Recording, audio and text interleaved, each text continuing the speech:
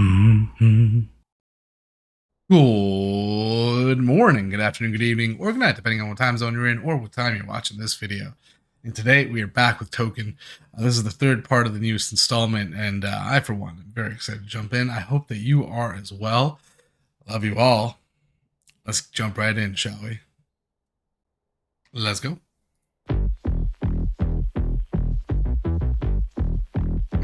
This is already a very different beat.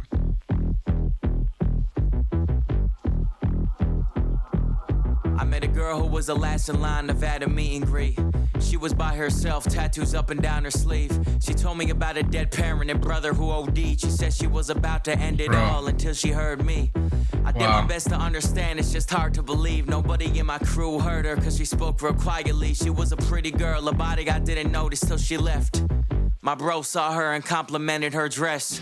He followed her and offered her a drink around the corner. The venue bar was closed, but not for us, we're the performers. I know my bro well, I know his type. I didn't stick around, I hit the hotel for the night. But I'm sure she went with him. I mean, that shit is dope. She met the artist that changed her life. Then she got to hang with his bro when she heard stories about the artist and what he's like when he's at home. And she's appreciative so much it might be hard to tell him no. My music spoke to her, but when she spoke to me, I had a friend behind the scenes. My friend isn't a creep, but he don't know what a fan is. I'm why she didn't take her life, but I'm also why my friend took advantage. I don't know who she blamed, but I can't imagine that she still look at me the same. And when she hears my music, I wonder what's first to enter her head. Her brother who OD'd or waking up inside my friend's bed. Damn. The weight of that line. Holy. I met this kid when I was 14, he was 23. Almost 10 years on me, but we were like family. 200 the Villa rappers from Massachusetts. He'd come over to my house and hug my mama like she his. Up to 4 a.m. recording songs and making playlists. Driving home and talking about what life's gonna be like when we make it. He called me crying one day. I said, bro, is everything okay? He said, bro, everything is straight. I got a daughter on the way. I knew this girl, she was special. Hang with us at the stew, throwing words out the freestyle. She gave birth a healthy child, Bro's a father, shit was wild. By the time they potty trained her, I was starting to go viral. By the time she was like 4, I was just beginning to tour. He was watching me from his phone, happy for me but wanted more. We would always talk about the only losers is the ones who quit. My success showed him it's possible, so he stayed in my crib. Even that shot, damn. Put me in a room with millionaires. I come home with stories. He said, dude, I gotta get out there. I said it could change everything. Never mentioned his kid. He just remembered what we said about people who decide to quit. That girl needs a father, but dreams need pursuit. So when I moved to LA, my dog did too. In hopes to make it big, and my success is what encouraged it. And that encouragement had left a little girl fatherless. Cause talking every day turned into talking every week. And years fly quicker every year. You blink an eye and she's a teen. And now you're in the land of dreams, but worse, you're in the land of dreamers. You don't stand out in the slightest. Got no motion, got no features, got no fans, and got no tours, ain't got no bread for plane tickets. Got your daughter's phone number, but get no answer when it's ringing. She made up her mind about you. And being Token's homie doesn't hold weight like it used to. Me and my bro still hang. I ain't see his daughter since the high chair. I moved out of Cali, but he started a new life there. I feel his pain, I never mentioned there's no purpose for me. So when we get together, I just tell him more stories. And he tells me about his single that he's weighing on a mix for. I still give encouragement, cause that's all I'm good for. But he never gonna make it. And what's the biggest loser? Look, a quitter or a deadbeat dad in Hollywood? That's my dog though. You're my friend forever. We'll always be together. I'm your best friend, you're my best friend. I'm your best friend, you're my best friend. You're my friend forever. We'll always be together. Oh, come on. I'm your best friend, you're my best friend. Bro, and sorry, this I just want to see what's at the end there. Oh, dude, to end it. Oh, that's so. Oh my god, because this is essentially the same scenario that happened with Token, right? Where Token felt neglected and he felt left on his own, and so we end with a shot of the scene, or at least of a scene that's reminiscent of the first song that we saw, "I'm Your Baby," where the baby. Like we were the baby of the media that we consumed. And what is she doing at the end there? She's consuming media, except this time it's Token. And so this almost really centralizes what probably makes Token want to make music like this, music with a message, music with a meaning, because he's like, if I'm the one that people are going to end up seeing as if they're ever feeling like alone or on their own or neglected or just like they need someone else to be their voice, I want to be there for them in that capacity. And that's why he's making music the way that he is right now, and that's like he's trying to change the cycle. And that's so brilliant to end on that shot, because it is like her neglect is manifesting a new version of the cycle that's going to create another set of kind of the same path that Token had. Wow, damn, that was good. I also really like a couple things here, and we're gonna go back and listen again, but like something I think that's really impactful here is it's a song about friendship never dying. Like, hey, once you're my friend, you are my friend forever. I will be loyal to you, and I will have faith in you, right? And it's almost a song that questions when is too much faith and too much loyalty a bad thing, right? Because like if you look at all the decisions being made in here, there's some very questionable decisions, right? Decisions that most people would probably consider morally gray, if not on the darker side of morals, right?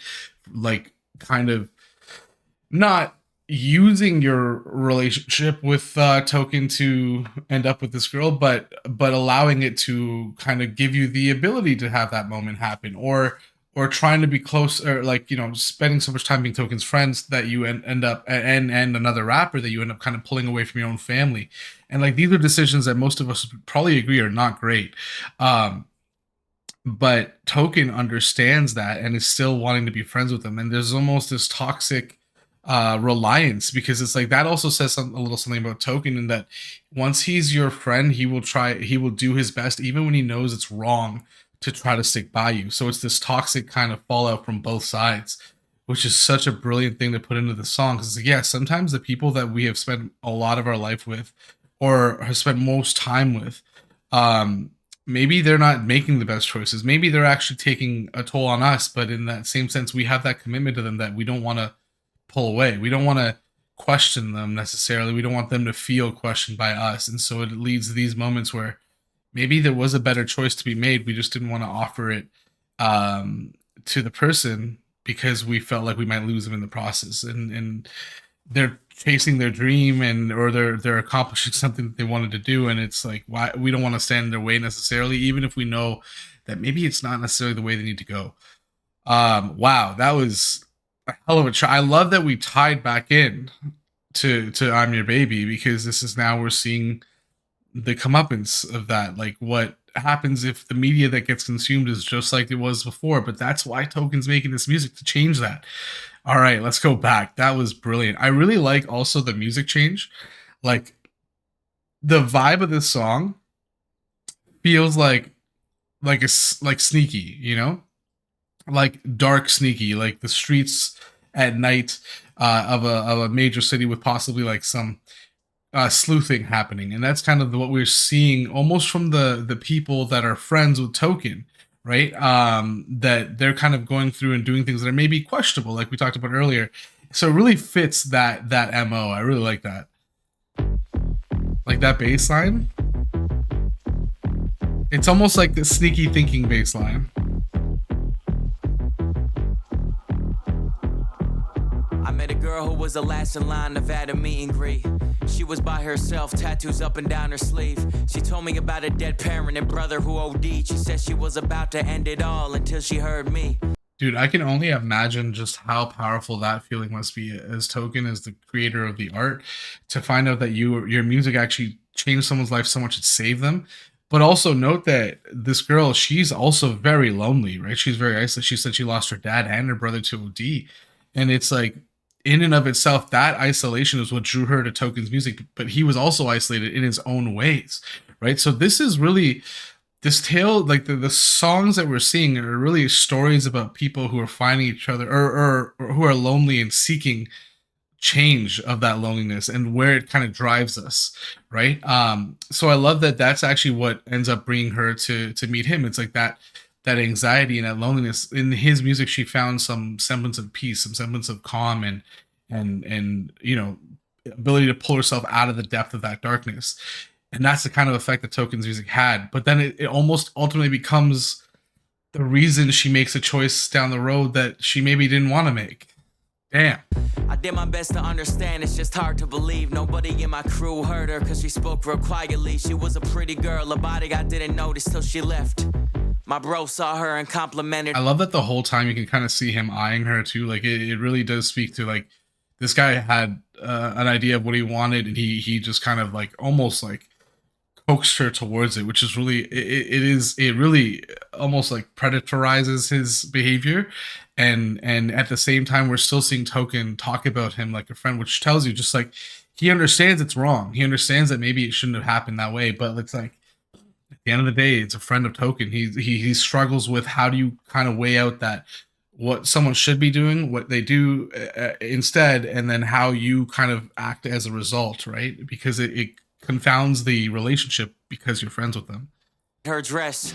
He followed her and offered her a drink around the corner. The venue bar was closed, but not for us, we're the performers. I know my bro well, I know his type. I didn't stick around, I hit the hotel for the night, but I'm sure she went with him. I mean, that shit is dope. She met the artist that changed her life. Then she got to hang with his bro when she heard stories about the artist and what he's like when he's at home, and she's appreciative so much it might be hard to tell him no. That's a hard one because it's like you here's the thing is like in her mind, right? She owes so much to Token in her mind because of how his music helped her that she's overlooking a bunch of things that are going on right now in the situation. Like she even admits that maybe this is not a good idea, but because of her love for Token, she almost projects it onto the friend and almost feels bad not going forward with the friend because look at what Token did for her. But what's crazy about that is like, it's not even Token. It's just the appreciation she has for him that slides over to this friend of his, and then ultimately like results in like a night that she maybe regrets, right?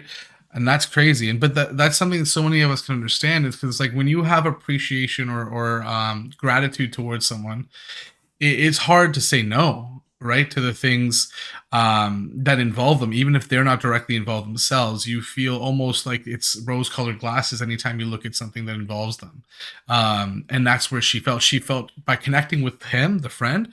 I'm almost connecting with Token in a different way, which is totally it's understandable, and I'm sure a lot of us can kind of connect with. My music spoke to her, but when she spoke to me, I had a friend behind the scenes. My friend isn't a creep, but he don't know who the fan is. I'm why she didn't take her life, but I'm also why my friend took advantage. That's a hell of a line. Like I'm also the reason my friend took advantage because like even Token didn't even realize it was happening at the time, right? Because he walked away, he left. He's like, yeah, they're talking cool, chill. I'm gonna go off and do my own thing, go back to the hotel room, right? And he didn't necessarily even realize that something like that his friend had been like kind of interested from the beginning. But beyond that, like something to think about here is like the friend isn't even necessarily aware of the effect that Token has on the situation, right? Because once Token leaves, the friend's probably like, yeah, she's in it for me, right?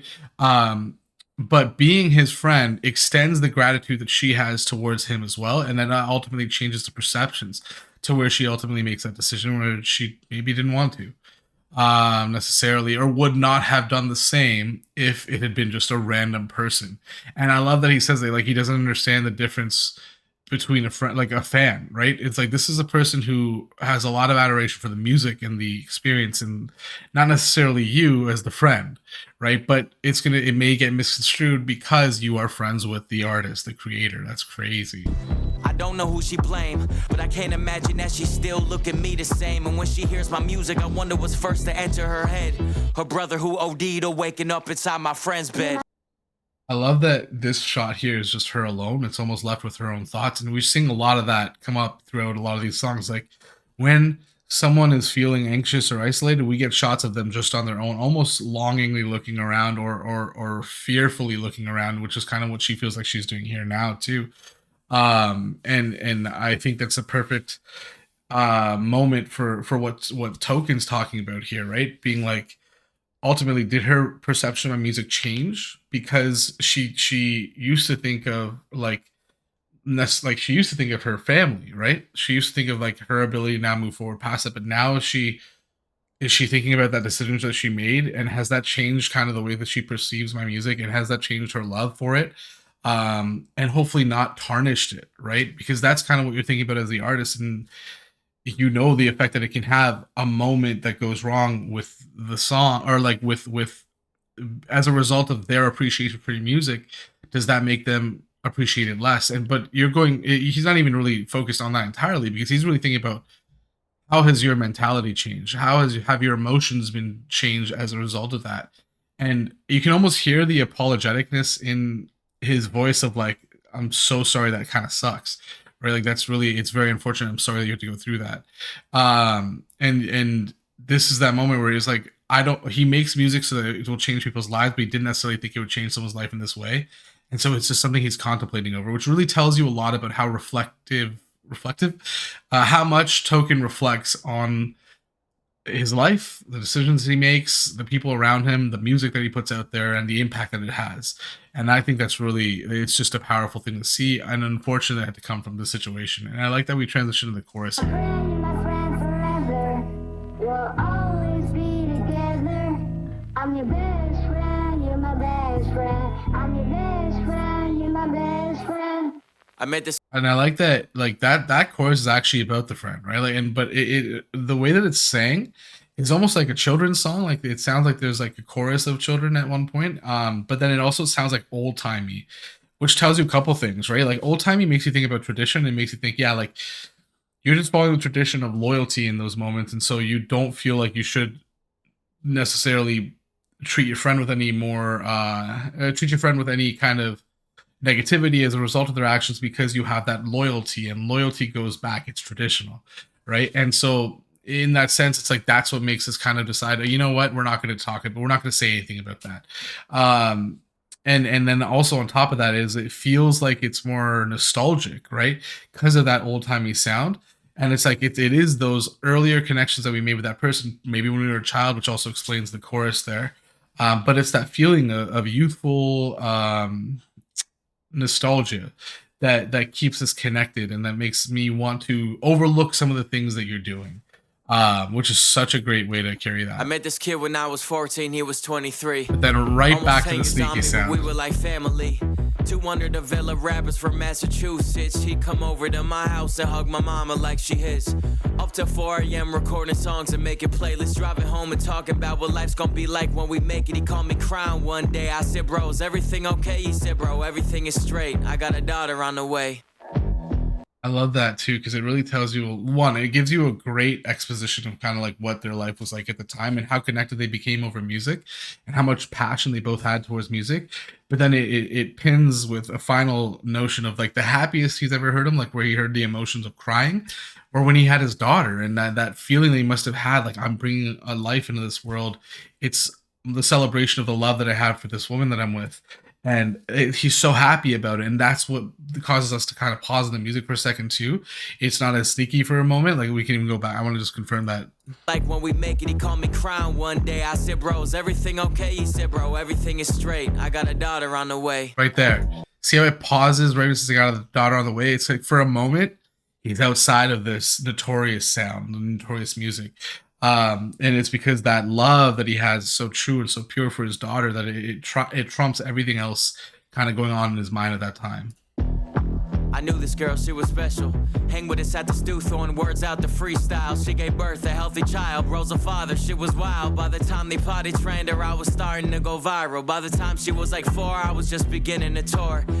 I love this too. Like it's like you can see as Token's gaining more traction, the friend is more and more excited, right? But you can see that it must be something that he talks about a lot, because she's like almost like, again, like you can kind of see it in her expression. She's happy for Token. Don't get her wrong, but she can see her husband, or her the father of the child, slipping away slowly back to music, right? And then it's almost like she, in the encouragement of that cheer that she has for Token, it almost inadvertently tells him, like, her significant other, that he should be pursuing music too, and he gets more excited about the music, which pulls him further away from the parenting and relationship, which makes obviously is why she has this mixed expression when she's now watching the video, and then some of it is that somber, almost like understanding of like you're pulling away. Was watching me from his phone, happy for me but wanted more. We would always talk about the only losers is the ones who quit. My success showed him it's possible, so he stayed in my. Even this is quite like a shot, because it's like Token's up here on a bed, he's lying on the floor, and later on, think about where this ends up going. Token ends up being a very successful artist, but this individual ends up kind of sleeping in his car, right? This is almost like the preempt to that. This is like foreshadowing, which is great. My trips to Cali put me in room with millionaires. I come home with stories. He said, dude, I gotta get out there. I said it could change everything. Never mentioned his kid. He just remembered what we said about people who decide to quit. Never mentioned his kid. And like, remember, we when he was first found out about it, he was so excited. It was like it's gonna change his world. But now it's he's back to the music. He can't help but think, what happens if I pursue the same way that Token did? Even though like there's so many different moments and circumstances that might have been different and are unattainable now, I'm still gonna chase that, and I'm gonna instead of talking about my daughter, I'm gonna talk about that dream. Because he's talking about people. We said the only people that were losers were the people that quit, but ironically, he's almost quitting on being a father by making this decision. He just doesn't necessarily see it, so he is quitting. He's just not quitting what he thinks he's quitting, and that's so sad, because it's like, yeah, the greatest loss in this is connection to his daughter more than anything else. So in the end, he did lose. He just didn't realize when it was coming. Girl needs a father, but dreams need pursuit. So when I moved to LA, my dog did too. In hopes to make it big, and my success is what encouraged it. And that encouragement had left the little girl fatherless. Cause talking every day turned into talking every week. And years fly quicker every year. You blink an eye and she's a teen. And now you're in the land of dreams, but worse, you're in the land of dreamers. You don't stand out in the slightest. Got no motion, got no features, got no fans. Damn, talking every day turned into talking every week, and then you see her every year, and it's like, yeah, that's the distance that ends up getting created. And then eventually it's like, you know what's sad about that is like he started off creating that distance because he was in pursuit of his dreams, but later on he's going to regret that, and he's going to want to close that distance. But by that point, she's already so distant herself that she's not going to feel that same love, same appreciation for him. So why would she want to answer the phone when you call the next time? Because she's like, I can't rely on you being there. I can't trust you to be loyal to me, which is ironic because this whole song is about loyalty to your friends. And it just sucks because it's like he wanted to chase a dream, which is a noble thing to do, but you end up kind of losing your family as a result. And that's maybe not the way you want to go about it, right? And then in this whole thing, Token even mentions like it's partly because he was chasing the dream that Token was living out. So by having his dream, and by living his own dream, Token is almost inspiring this negative spiral of his friend, inadvertently, right? But his friend obviously is responsible here because he should have realized it's not like I need to take care of my family. Got no tours, they got no bread for plane tickets. Got your daughter's phone number, but get no answer when it's ringing. She made up her mind about you. And being Token's homie doesn't hold weight like it used to. Me and my bro still hang. I ain't see his daughter since the high chair. I moved out of Cali, but he started a new life there. I feel his pain, I never mentioned there's no purpose for me. So when we get together, I just tell him more stories. And he tells me about his single that he's waiting. Look at Token's acting. It's so good. Like, he seems so excited to tell him the story, but think about what he's saying right now. It's almost uncomfortable at times to hang out with him because it's like all he feels like he can do is tell him stories about the positive things that are happening. Probably for two reasons. One is like that's really the only thing they have in common now, because like it's a very different experience they're both having as a result of the music. So it's like the music itself is the only thing that they can kind of find common ground to talk about. But beyond that, it's like the friend only probably wants to hear about those positive things because that's what he's chasing, right?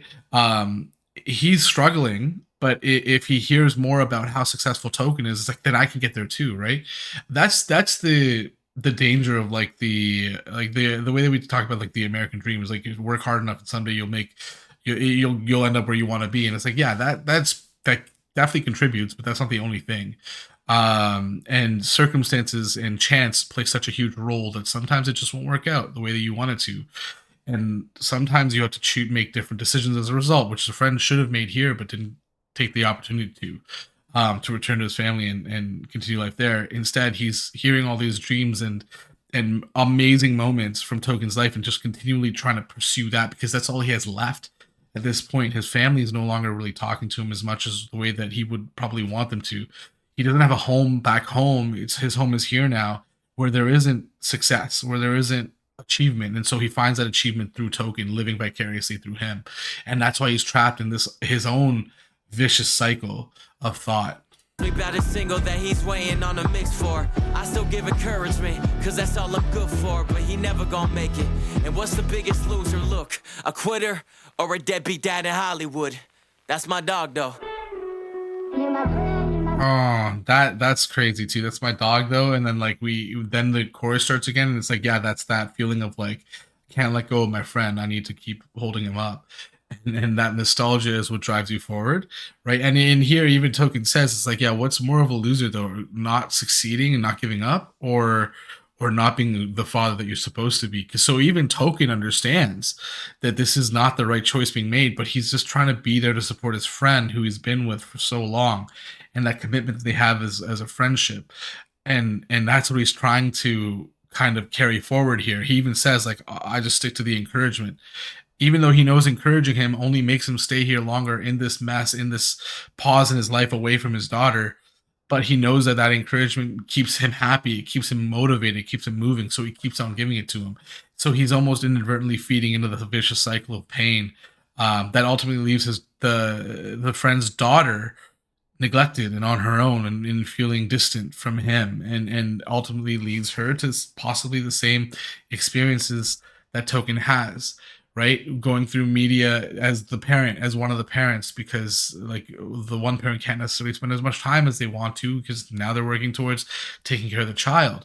And in order to do that, it takes a lot of time and a lot of effort. And then now some of that time that should have been spent by the father is now being spent with the media parent, right?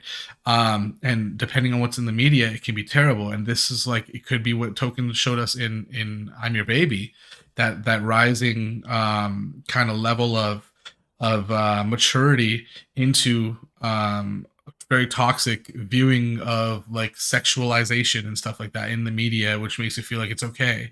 Um, but Token here is telling us that he doesn't want that to be the way that things go, especially with media. So he's creating media that kind of goes against it and sheds a light on it, and helps give us a perspective and understanding of how it can be so detrimental to let that be one of the only parents without supervision, or without kind of a guiding hand to show you what to and not what to consume and to not consume in terms of media, but also to help kind of make the decisions that we make come to light in our own selves and reflect on that. Because maybe by listening to this song, the friend who, or someone who has a similar experience, who is neglecting their child, is like, you know what, maybe I make the different decision this time. Maybe I make the decision to take care of my child, to spend time with my child. Or the friend that kind of like utilized his closest with Token to end up with the girl, considers the effect that other people's relationships have, or other people's relationships and perspectives have on changing the way that you are viewed by this person. And so to not utilize like a lever like that, you know what I mean? And to be more cognizant of that effect, and then more cognizant of the choice that this person has as a result. But like all of this is to say, to basically change what we see in the media, and bring to light more sensitive topics, more vulnerable topics, more topics that need to be talked about more exposure to those ideas and perspectives, which is just amazing. And I love that. I love that about Token's music all the time. It's just so well done. This is such a great frame to freeze on. Look at that smile. That's so great. Man, this is a great song. And I think that it also, like, with as we go back to the chorus here, it really helps you kind of reflect on, sometimes when we're making a decision hoping to help our friend, maybe it's not the decision that helps them in the long run entirely, and we need to reflect on that. Awesome. I hope that you enjoyed. I hope that your week is better than your day, your month is better than your week, and your year is better than your month. Love you all, and I will see you on the next one.